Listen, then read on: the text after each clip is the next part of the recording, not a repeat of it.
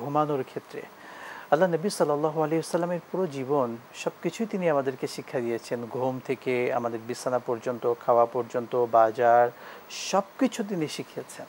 সেক্ষেত্রে ঘুমানোর শুরুতে এবং শেষে কোন কোন দোয়া পড়তে হবে?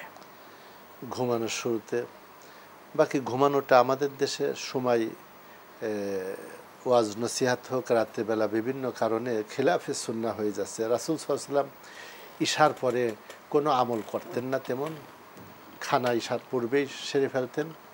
ইশার পরে নবীজি ঘুম যেতেন যাতে আখের রাত্রে ওঠা যায়, অর্থাৎ শেষ রাতে তাড়াতাড়ি উঠতে পারেন। ঘুমের শুরুতে আমরা ছোট দোয়া পড়তে পারি, আল্লাহুম্মা বিসমিকা আমুতু ওয়া আহইয়া।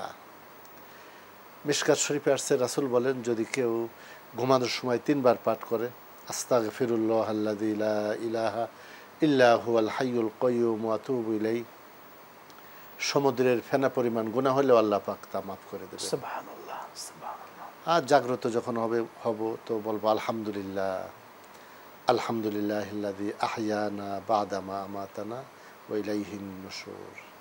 সে ঘুমানোর শুরুতে এমনি আদবটা কি হবে? কি কি আদব রয়েছে যেগুলো ফলো করা দরকার? ঘুমানোর শুরুতে অজু করে শোয়া, জি। জিকিরের সাথে শোয়া।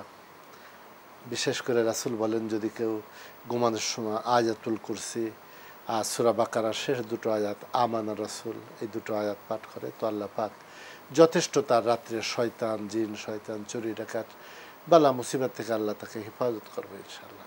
সুবহানাল্লাহ।